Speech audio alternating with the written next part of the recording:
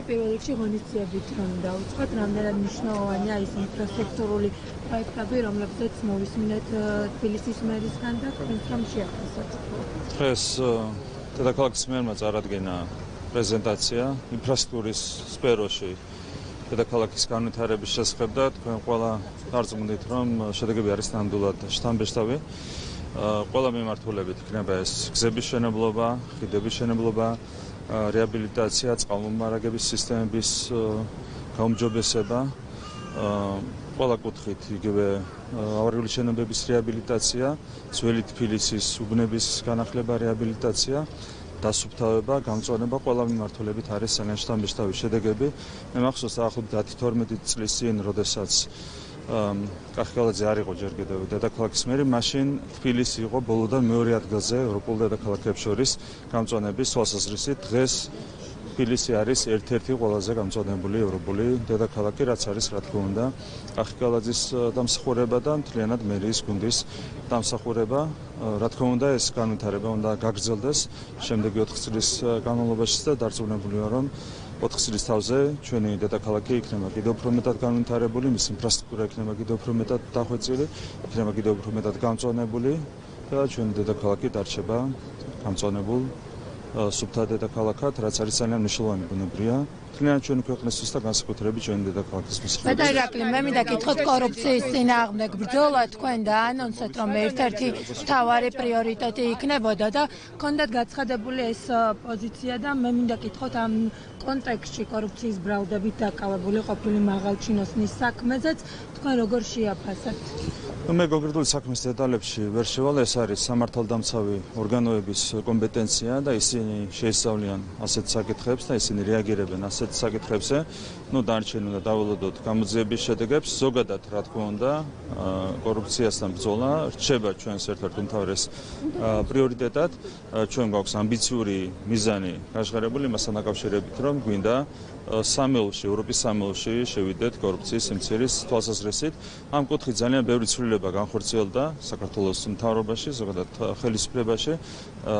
ყველაფერი გაკეთდება იმისათვის, რომ მაქსიმალურად ვებრძოლოთ კორუფციას. კორუფცია აფერხებს ქვეყნის განვითარებას. შესაბამისად, ეს უნდა დარჩეს ერთ-ერთ უმთავრეს პრიორიტეტად. და პროკურატურაში მიმდინარე კი ბატონო. მისი ხელმძღვანელები სხვადასხვა დროს იყვნენ ლევან დავითაშვილი და კახაკალაძე. თუ გამოიკითხნენ ისინი საქმესთან დაკავშირებით, თქვენ რა ინფორმაცია გაქვთ? რა შოშია კახკალაძე არ ვიცი. თბილისში კი ბატონო, რაც შეეხება გამოძიებას, მე რამდენიც ვიცი, გამოძიება უკავშირდება ეკონომიკის სამინისტროში კონკრეტული პირის საქმიანობას. რაც შეეხება ლევან დავითაშვილს, მე ვერ გეტყვით ხეს გამოძიების საქმეა, თუმცა რაც შეეხება ლევან დავითაშვილს, მის გეთილსინდისიერებაში არავის ეპარება იჭვე შემიძლია გითხრათ. ქვეყნის წინააღმდეგ საბოტაჟის საქმეს რაც შეეხება გამოძიების დეტალებს, მე ამაზე რა თქმა უნდა ვერაფერ პასუხს ვერ გაგცემთ, ეს არის შესაბამისი სამართალდამცავი სტრუქტურების საქმე. მე ყველას მინდა მადლობა გადავუხადო, ვინც ღრმად ეძიება ასეთ საკითხებში, საქმეების ბოლომდე მიყვანაც არის სამართალდამცავი უწყებების. ბატონო ირაკლი, პროკურატურაში მიმდინარე გამოძიებასთან დაკავშირებით მინდა გითხოთ. საგამოძიებო კომისიაში დაბარებულია ეს გიორგი კახარია, ჩვენ მოვისმინეთ ხუჩინ მისი განცხადება, რომ ის არ მივა საგამოძიებო კომისიას და შეუძლიათ კომისიის წევრებს ჩართონ ონლაინ, ასე რომ ვთქვათ, რაზეც პასუხი მიიღეს უარი. თქვენი პოზიცია როგორია, რატომ არ მიდის გიორგი კახარია საგამოძიებო კომისიის ხდომაზე და ზოგადად შორჩანას ეპიზოდთან დაკავშირებით რა გამოკვეთა ამ საგამოძიებო კომისიაში? დღეს დავით ბაქრაძე დისტანციურად ჩაერთო მაგალითად გიორგი კახარიას შეფაში პრობლემა რატო იყო ეს?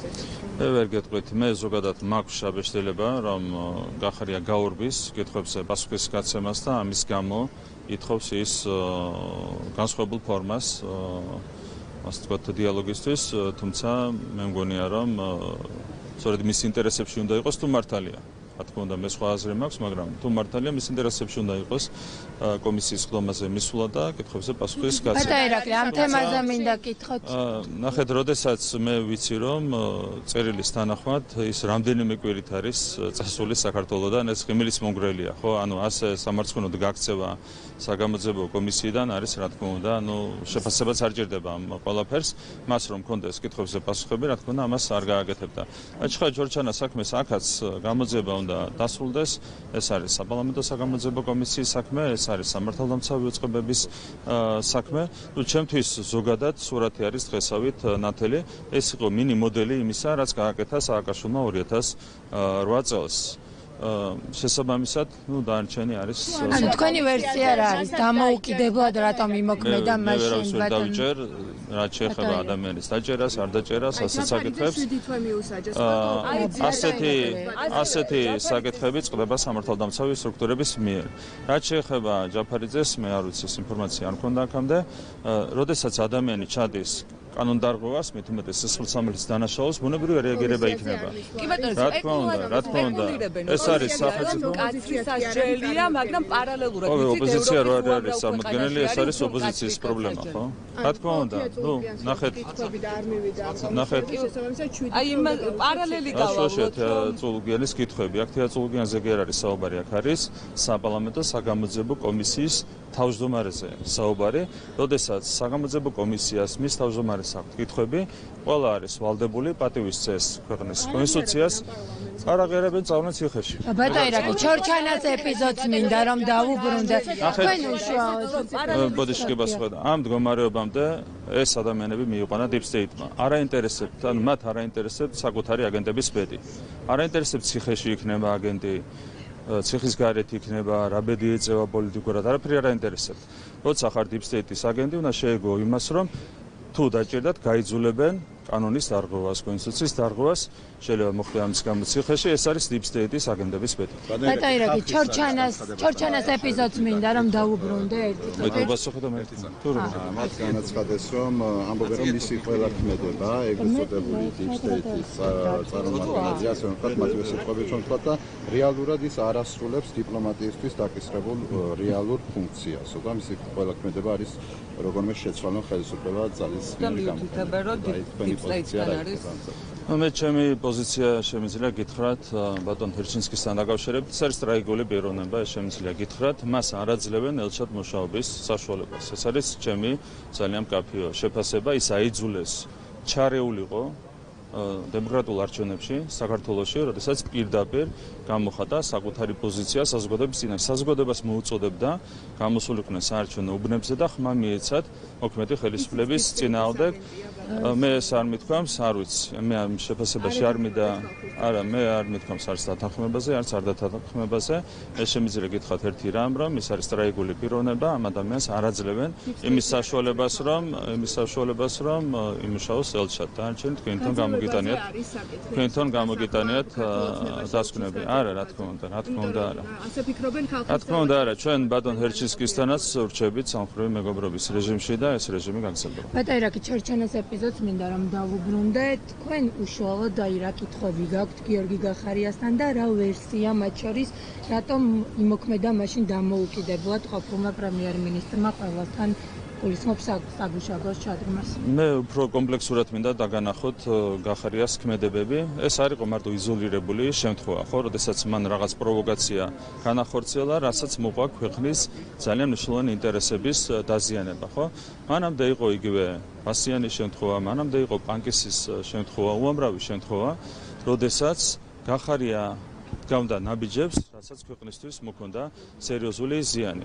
მე ვერ დავიჯერებ, ასეთი მიამიტი არ ვარ, ვერ დავიჯერებ, რომ ამას გახარია აკეთებდა მხოლოდ სისულელით და არა დაკვეთების და დავალებების შესაბამისად. გახარიას ჰქონდა მარტივი დაკვეთა, განახორციელებინა პროვოკაციები იმისათვის, რომ ქვეყნის ინტერესები დაეზიანებინა, ეს იყო მისი დავალებები, რასაც ის იღებდა გარედან, ვისგან გასაგებია, ხო, deep state-ისგან ამ შემთხვევაშიც, ხო? ამის შედეგად, კი, იმიტომ რომ ზარი იყო deep state-დან, deep state-ზე როცა ვსაუბრობთ, კი, რა თქმა უნდა. ჩვენ ერთ-ერთი გზავნილი საზოგადოების წინაშე არის რა, რომ დღეს საქართველო არის დამოუკიდებელი და სუვერენული როგორც არასდროს. ეს მდგომარეობა მართული არ ვიყავით. ანგარიშის გაწევა გვიწევდა deep state-ისთვის. ასეთი მდგომარეობა იყო მაშინაც 2019 წელსაც, როდესაც Deep State-დან გაისმა სარი, Deep State-ში გულისხმობთ რას, ნახეთ, ეს იყო ოფიციალური თანამდებობის პირი. ეს არ იყო არაფორმალური თანამდებობის პირი, ეს იყო ოფიციალური თანამდებობის პირი, თუმცა იმ მომენტში ის გამოხატავდა არა შესაბამისი სუბიექტის ინტერესებს, არამედ Deep State-ის ინტერესებს. დღეს ჩვენ ასეთ კომპრომისებს, რა თქმა უნდა, არ ვშევდით. ბადნერაკლი, პრეზიდენტ კუპრაშვილის მოუსმენთ. საქართველოსთან დაკავშირებით მათ შორის ბრიუსელში და კაია კალასი ამბობს, რომ კიდევ ერთხელ დააყენებს პერსონალური სანქციების საკითხი სამშობლოზე. ამჯერისთვის ვიცით, რომ სრული უმრავლესობის ხარდაჭერა არ არის, თუმცა გაქვთ თუ არა მკვლელობანი და უვიზოს ნაწილს უნდა გკითხოთ, გძნობთ თუ არა პასუხისმგებლობას, რომ თქვენი პოლიტიკის შედეგად შესაძლოა შეწყდეს უვიზოდეში. რაც ხდება რა განცხადებების კეთება მიანიშნებს იმ უმძიმეს კრიზისზე, ღირებულებით კრიზისზე პირველ რიგში, რომელიც სულად აშკარაა ევროპულ ბიუროკრატიაში. ხო, ეს არის პირველ რიგში ღირებულებითი კრიზისი და მე ყველაფერი დანარჩენი. ჩვენ გვაქვს ძალიან დიდი იმედი, რომ ევროპაში ვითარება შეიცვლება, გაუმჯობესდება, მათ შორის დაიძლება როგორც ეკონომიკური, ასევე დემოკრატიული კრიზისი, ღირებულებითი კრიზისი.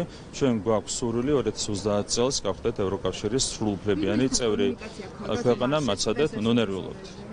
ყოველ ჯერზე ნერვიულობთ. ყოველ ჯერზე ნერვიულობთ და რა ვიცი, ახლა მე თუ მატყობთ ნერვიულობას არ ვიცი, მაგრამ თქვენ ნერვიულობთ. აბა რატომ ეჭრებით მაშინ თუ არ ნერვიულობთ? უღიზიანდებით. გაღიზიანება არ გიხდებათ. ამიტომ ჯობია გაღიზიანების გარეშე. სად მატყობთ გაღიზიანებას კაცი? თქვენ ჩამეჭერით მე. მე ჩაგეჭერით? თქვენ ჩამეჭერით. პრეზიდენტ კუპრაშვილის მოусმენენ რამდენიმე წუთში საკანონმდებლო ორგანოში. კომუნიკაცია თუ გქონდათ ვინმესთან უვიზო რეჟიმი რომ არ შეწყდეს ამ საკითხს ევროპაში. ჩვენ ყველასთან გვაქვს სათანადო კომუნიკაცია. შანტაჟი უნდა დასრულდეს, ეს არის ჩვენი მოწოდება ყველას მიმართ. აი ხა რასაც ვამბობ, ესეც კომუნიკაცია, რომ გითხრათ. პრეზიდენტ კუპრაშვილის მოусმენენ კანონმდებლები რამდენიმე წუთში თქვენი შეფასება ზოგადად მისი საქმიანობის. პრეზიდენტ კუპრაშვილის ანგარიშს მოусმენენ კანონმდებლები პარლამენტში. ხო, სხვადასხვა მიმართულებას ფარავს მისი უწყების საქმიანობა და მე ვფიქრობ, რომ საკმაოდ ეფექტიანია მისი საქმიანობა ყველა მიმართულებით. დანარჩენს მოვისმენთ ანგარიშს და ამის შემდეგ გაკეთდება უფრო დეტალური შეფასება. ბოლო კითხვაც საგამოძიებო კომისიაზე გამოუცხადებლობისზე რომ სასჯელი მიესჯებათ, ასე ვთქვათ, სპეკულირებს ოპოზიცია, რომ ისინი არიან პოლიტპატივრები, სასჯელი არის მკაცრი, არა და ვიცით, რომ ევროპის უამრავ ქვეყანაში არის ბევრად უფრო მძიმე სასჯელი, აი პარალელი რო გამოვა. საპარლამენტო გამოძიება არის ერთ-ერთი მნიშვნელოვანი ინსტრუმენტი, ხო? შესაბამისად, როდესაც უპატივცემულობა არის გამოხატული საპარლამენტო საგამოძიებო კომისიის მიმართ ნებისმიერ ქვეყანაში, ამას უპირისპირდება სათანადო სანქციები და ეს სანქციები ბევრ ქვეყანაში მართლაც არის ბევრად უფრო მკაცრი, ვიდრე ჩვენს შემთხვევაში, ხო? ჩვენთან მაქსიმალური სასჯელი არის 1 წლამდე თავისუფლების აღკვეთა, ხო? როდესაც საგამოძიებო კომისიაზე არ მედიხარ, ეს არის მძიმე რეალურად თავის შინაარსით სამართალდარღვევა, შესაბამისად მას აქვს დანაშაულის კვალიფიკაცია.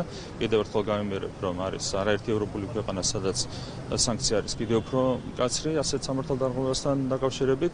ჩვენ შემთხვევაში არის 1 წლამდე თავისუფლების აღკვეთა და კიდევ ერთხელ გავიმეორებ, რომ Deep State საერთოდ არ გელავს საკუთარი აგენტების ბედზე. მათ ხანდახან ურჩევნიათ კიდეც ციხეში ყავდეთ საკუთარი აგენტები. ეს ძალიან ტრაგიკული და სამწუხარო მოვლენაა.